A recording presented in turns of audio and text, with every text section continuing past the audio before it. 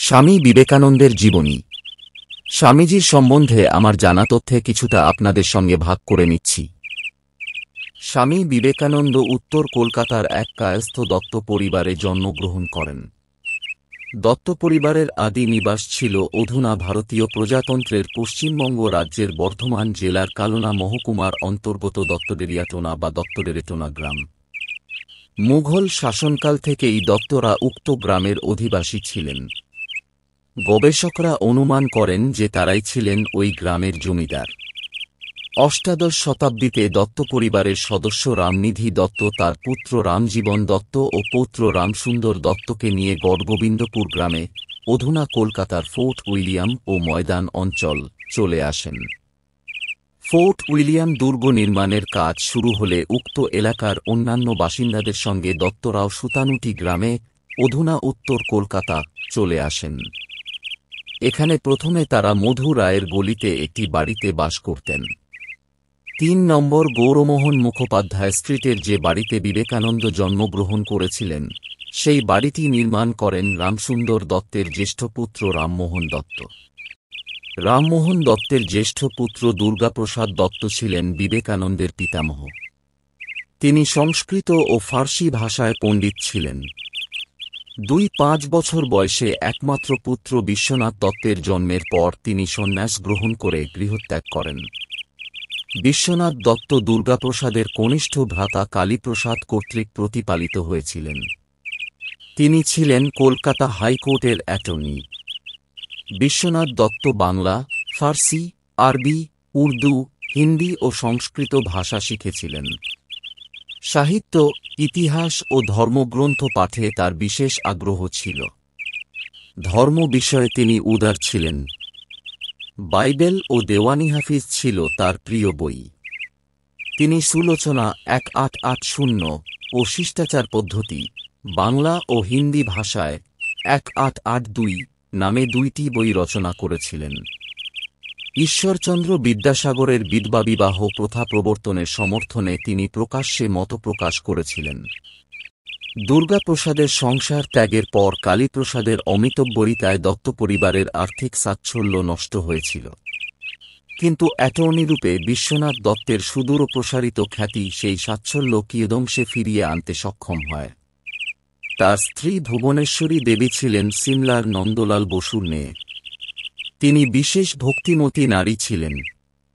তার প্রথম কয়েকটি সন্তানের মৃত্যু ও কন্যা সন্তানের জন্মের পর পুত্র সন্তান কামনায় তিনি তার এক কাশীবাসিনী আত্মীয়াকে দিয়ে কাশীর বিশ্বনাথ মন্দিরে নিত্য পূজা দেওয়ার ব্যবস্থা করান। এরপরই স্বামী বিবেকানন্দের জন্ম হওয়ায় তার বিশ্বাস হয় যে তিনি শিবের কৃপায় পুত্রলাভ করেছেন। পিতার প্রগতিশীল ও যুক্তিবাদী দৃষ্টিভঙ্গি ও মায়ের ধর্মপ্রাণতা বিবেকানন্দের চিন্তা ও ব্যক্তিত্ব গঠনে বিশেষ সহায়ক হয়েছিল। বিবেকানন্দের পিতৃপ্রদত্ত নাম ছিল নরেন্দ্রনাথ দত্ত, ডাকনাম ছিল বীরেশ্বর বা বিলে এবং নরেন্দ্র বা নরেন। 1863 খ্রিস্টাব্দে 1-2 জানুয়ারি মকর সংক্রান্তি উৎসবের দিন উত্তর কলকাতার সিমলা অঞ্চলে 3 নম্বর গৌরমোহন মুখোপাধ্যায় স্ট্রিটে তিনি জন্মগ্রহণ করেছিলেন। তার পিতা বিশ্বনাথ দত্ত কলকাতা উচ্চ আদালতের একজন আইনজীবী ছিলেন।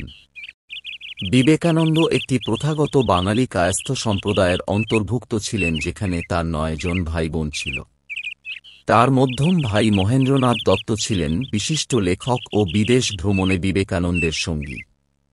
কনিষ্ঠ ভাই ভূপেন্দ্রনাথ দত্ত ছিলেন বিশিষ্ট সাম্যবাদী নেতা ও গ্রন্থকার। ছেলেবেলা থেকেই আধ্যাত্মিকতার দিকে নরেন্দ্রনাথের আগ্রহ ফুটে ওঠে। এই সময় শিব, রাম, সীতা ও মহাবীর হনুমানের মূর্তির সামনে তিনি প্রায়শই ধ্যানে বসতেন। সাধু সন্ন্যাসীদের প্রতিও তার বিশেষ আগ্রহ ছিল। ছেলেবেলায় বিবেকানন্দ খুব দুরন্ত ছিলেন। তার পিতামাতার পক্ষে তাকে সামলানো মাঝে মাঝেই দুঃসাধ্য হয়ে উঠত। তার মা বলতেন, শিবের কাছে ছেলে চাইলুম। তা তিনি নিজে না এসে পাঠালেন তার চেলা এক ধূতকে। 1871 খ্রিস্টাব্দে নরেন্দ্রনাথ ঈশ্বরচন্দ্র বিদ্যাসাগরের মেট্রোপলিটন ইনস্টিটিউশনে ভর্তি হন। 1877 খ্রিস্টাব্দে তার পরিবার সাময়িকভাবে রায়পুরে, অধুনা ভারতীয় প্রজাতন্ত্রের ছত্তিশগড় রাজ্যে, স্থানান্তরিত হওয়ার আগে পর্যন্ত তিনি এই বিদ্যালয়ে পড়াশোনা করেছিলেন। 1879 খ্রিস্টাব্দে দত্ত পরিবার আবার কলকাতায় ফিরে আসেন। নরেন্দ্রনাথ প্রেসিডেন্সি কলেজের অধুনা প্রেসিডেন্সি বিশ্ববিদ্যালয়, কলকাতা প্রবেশিকা পরীক্ষায় প্রথম বিভাগে উত্তীর্ণ হন। তিনিই ছিলেন সেই বছর উক্ত পরীক্ষায় প্রথম বিভাগে উত্তীর্ণ একমাত্র ছাত্র। তিনি প্রচুর বই পড়তেন। দর্শন, ধর্ম, ইতিহাস, সমাজবিজ্ঞান, শিল্পকলা ও সাহিত্য বিষয়ে বই পড়ায় তার বিশেষ আগ্রহ ছিল। বেদ, উপনিষদ, ভাগবদ্গীতা, রামায়ণ, মহাভারত, পুরাণ প্রভৃতি হিন্দু ধর্মগ্রন্থ পাঠেও তার আগ্রহ ছিল। এছাড়া তিনি হিন্দুস্থানি শাস্ত্রীয় সঙ্গীতে তালিম নিতেন এবং নিয়মিত অনুশীলন, খেলাধুলো ও সমাজসেবামূলক কাজকর্মে অংশ নিতেন। জেনারেল অ্যাসেম্বলিজ ইনস্টিটিউশনে, অধুনা স্কটিশ চার্চ কলেজ, কলকাতা পড়ার সময় নরেন্দ্রনাথ পাশ্চাত্য যুক্তিবিদ্যা, পাশ্চাত্য দর্শন ও ইউরোপীয় ইতিহাস অধ্যয়ন করেছিলেন। 1881 খ্রিস্টাব্দে তিনি চারুকলা পরীক্ষায় উত্তীর্ণ হন। 1884 খ্রিস্টাব্দে স্নাতক ডিগ্রি অর্জন করেন। Narendranath David Hume, Georg W. F. Hegel, Arthur Schopenhauer, Auguste Comte, John Stuart Mill ও চার্লস ডারউইনের রচনাবলী পাঠ করেছিলেন। হারবার্ট স্পেন্সারের বিবর্তনবাদের প্রতি তিনি বিশেষভাবে আকৃষ্ট হয়েছিলেন। সে সময় স্পেন্সারের সঙ্গে তার চিঠিপত্র বিনিময় চলত। স্পেন্সারের এডুকেশন 1861 বইটি তিনি বাংলায় অনুবাদ করেছিলেন। পাশ্চাত্য দার্শনিকদের রচনাবলী পড়ার সঙ্গে সঙ্গে তিনি সংস্কৃত ধর্মগ্রন্থ ও বাংলা সাহিত্য নিয়েও চর্চা করেন। জেনারেল অ্যাসেম্বলিজ ইনস্টিটিউশনের প্রিন্সিপাল উইলিয়াম হেস্টি লিখেছেন, নরেন্দ্র সত্যিকারের মেধাবী। আমি বহু দেশ দেখেছি, কিন্তু তার মতো প্রতিভা ও সম্ভাবনাময় ছাত্র দেখিনি, এমনকি জার্মান বিশ্ববিদ্যালয়গুলির দর্শন ছাত্রদের মধ্যেও না। কয়েকটি স্মৃতিকথায় নরেন্দ্রনাথকে শ্রুতিধর, অদ্ভুত স্মৃতিশক্তিসম্পন্ন ব্যক্তি হিসেবে উল্লেখ করতেও দেখা যায়। 1880 খ্রিস্টাব্দে তিনি কেশবচন্দ্র সেনের নববিধানের সদস্য হয়েছিলেন, যা রামকৃষ্ণের সঙ্গে সাক্ষাতের পর এবং খ্রিস্টান ধর্ম থেকে হিন্দু ধর্মে ধর্মান্তরিত হওয়ার পর কেশবচন্দ্র সেন প্রতিষ্ঠা করেছিলেন।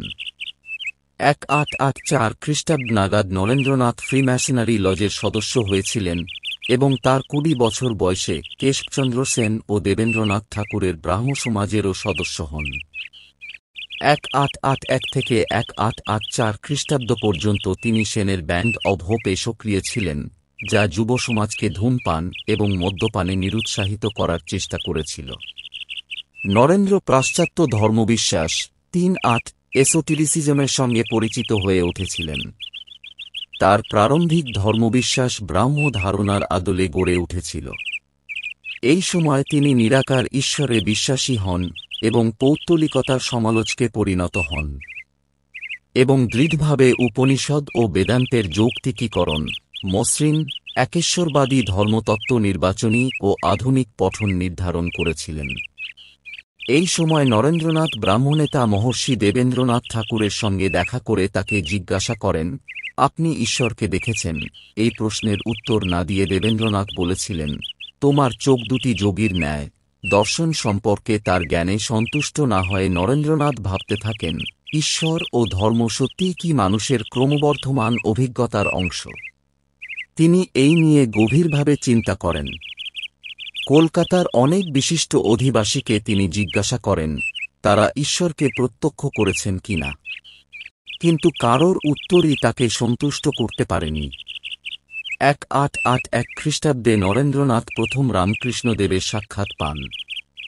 নরেন্দ্রনাথ রামকৃষ্ণ পরমহংস দেবের কথা প্রথম শোনেন জেনারেল অ্যাসেম্বলিজ ইনস্টিটিউশনে পড়ার সময়। অধ্যাপক উইলিয়াম হেস্টি একটি সাহিত্যের ক্লাসে উইলিয়াম ওয়ার্ডসওয়ার্থের দ্য এক্সকারশন কবিতাটি পড়ানোর সময় রামকৃষ্ণ পরমহংসদেবের কথা বলেছিলেন। উক্ত কবিতায় ব্যবহৃত ট্রান্স কথাটি ব্যাখ্যা করতে গিয়ে তিনি ছাত্রদের বলেন, ট্রান্স বিষয়টির সত্যিকারের অর্থ বুঝতে হলে ছাত্রদের দক্ষিণেশ্বরে গিয়ে রামকৃষ্ণ পরমহংসদেবকে দেখতে হবে। এই কথা শুনে নরেন্দ্রনাথ সহ কয়েকজন ছাত্র রামকৃষ্ণ পরমহংসদেবকে দেখতে আগ্রহী হয়ে ওঠেন। তিনি চাকরির অনুসন্ধান শুরু করেন এবং ঈশ্বরের অস্তিত্ব সম্পর্কে সন্দিহান হয়ে ওঠেন। কিন্তু একই সময়ে দক্ষিণেশ্বরে রামকৃষ্ণ পরমহংসদেবের সান্নিধ্যে তিনি শান্তি পেতে থাকেন। একদিন নরেন্দ্রনাথ রামকৃষ্ণ পরমহংসদেবের কাছে অনুরোধ করেন তিনি যেন কালীর কাছে তার পরিবারের আর্থিক উন্নতির জন্য প্রার্থনা জানান। রামকৃষ্ণ পরমহংসদেব তাকে বলেন তিনি যেন নিজে মন্দিরে গিয়ে প্রার্থনা করেন। রামকৃষ্ণ পরমহংসদেবের পরামর্শ অনুসারে নরেন্দ্রনাথ 3 বার মন্দিরে যান। কিন্তু জাগতিক প্রয়োজনের জন্য প্রার্থনার পরিবর্তে তিনি জ্ঞান ও বিবেক বৈরাগ্য প্রার্থনা করেন। এরপর নরেন্দ্রনাথ ঈশ্বর উপলব্ধির জন্য সংসার ত্যাগ করতে মনস্থ করেন এবং রামকৃষ্ণ পরমহংসদেবকে গুরু বলে মেনে নেন। 1885 খ্রিস্টাব্দে রামকৃষ্ণ পরমহংসদেবের গলার ক্যান্সার ধরা পড়ে। চিকিৎসার প্রয়োজনে তাকে প্রথমে উত্তর কলকাতায় শ্যামপুকুর ও পরে কাশীপুরের একটি বাগান বাড়িতে স্থানান্তরিত করা হয়। এই সময় নরেন্দ্রনাথ সহ রামকৃষ্ণ পরমহংসদেবের অন্যান্য শিষ্যগণ তার সেবায়ত্ন করেন। এই সময়ও নরেন্দ্রনাথের ধর্মশিক্ষা চলতে থাকে। কাশীপুরে নরেন্দ্রনাথ নির্বিকল্প সমাধি লাভ করেন। 6-3 নরেন্দ্রনাথ ও অন্যান্য কয়েকজন শিষ্য এই সময় রামকৃষ্ণ পরমহংসদেবের কাছ থেকে সন্ন্যাস ও গৈরিক বস্ত্র লাভ করেন। এভাবে রামকৃষ্ণ শিষ্যমণ্ডলীতে প্রথম সন্ন্যাসী সংঘ স্থাপিত হয়।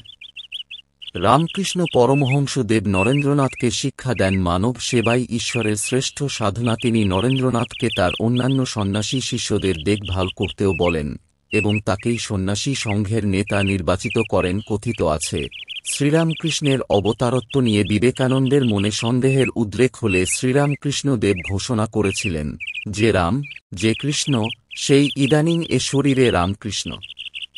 1886 খ্রিস্টাব্দের 6 অগাস্ট রাত্রে কাশীপুরেই রামকৃষ্ণ পরমহংসদেব প্রয়াত হন। রামকৃষ্ণ পরমহংসদেবের মৃত্যুর পর তার ভক্ত ও অনুরাগীরা তার শিষ্যদের সাহায্য করা বন্ধ করে দেন। বাড়ি ভাড়ার টাকা জোগাড় করতে না পারায় নরেন্দ্রনাথ ও অন্যান্য শিষ্যেরা বসবাসের জন্য নতুন বাসস্থানের খোঁজ শুরু করেন। 6-8 অনেকে বাড়ি ফিরে গিয়ে গৃহস্থ জীবন যাপন করতে থাকেন। অবশিষ্ট শিষ্যদের নিয়ে নরেন্দ্রনাথ উত্তর কলকাতার বরাহনগর অঞ্চলে একটি ভাঙা বাড়িতে নতুন মঠ প্রতিষ্ঠা করার কথা চিন্তা করেন। বরাহনগর মঠের এই বাড়িটির ভাড়া কম ছিল। মাধুকরী অর্থাৎ সন্ন্যাসীদের ভিক্ষাবৃত্তির মাধ্যমে এই বাড়ি ভাড়ার টাকা জোগাড় করা হতো। বরাহনগর মঠ হল রামকৃষ্ণ মঠের প্রথম ভবন। এই মঠে নরেন্দ্রনাথ ও অন্যান্য শিষ্যেরা ঘণ্টার পর ঘণ্টা ধ্যান করতেন এবং কঠোর ধর্মানুশীলন অভ্যাস করতেন। পরবর্তীকালে নরেন্দ্রনাথ বরাহনগর মঠের স্মৃতিচারণ করতে গিয়ে বলেছিলেন, বরাহনগর মঠে আমরা অনেকেই তপস্যা করতাম। ভোর 3টের সময় ঘুম থেকে উঠে আমরা জপ ও ধ্যানে মগ্ন হয়ে যেতাম। সেই সময় কি তীব্র বৈরাগ্য জন্মেছিল আমাদের মনে। জগৎ আছে কি নেই সে কথা আমরা ভাবতামও না। 1887 খ্রিস্টাব্দে নরেন্দ্রনাথ বৈষ্ণব চরণ বসাকের সঙ্গে সঙ্গীত কল্পতরু নামে একটি সঙ্গীত সংকলন সম্পাদনা করেন। নরেন্দ্রনাথই এই বইটির অধিকাংশ গান সংকলন ও সম্পাদনা করেছিলেন। কিন্তু প্রতিকূল পরিস্থিতির জন্য তিনি বইটির কাজ শেষ করে যেতে পারেননি। সন্ন্যাস গ্রহণ 1886 খ্রিস্টাব্দের ডিসেম্বর মাসে নরেন্দ্রনাথের গুরু ভ্রাতা বাবুরামের মা নরেন্দ্রনাথ ও অন্যান্য সন্ন্যাসীদের আঁটপুর গ্রামে আমন্ত্রণ জানান। তারা সেই নিমন্ত্রণ রক্ষা করে হুগলি জেলার আঁটপুরে যান এবং কিছুদিন সেখানে থাকেন।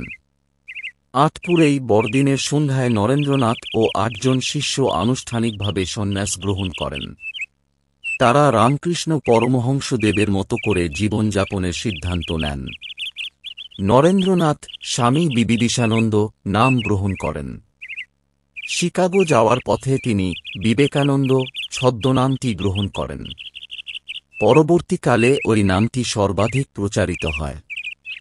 স্বামীজির সম্বন্ধে এইটুকু তথ্য জানাতে পারলাম। ভুল ত্রুটি হলে নিজেও গুণে ক্ষমা করে দেবেন। ভিডিওটি ভালো লেগে থাকলে একটি লাইক করুন।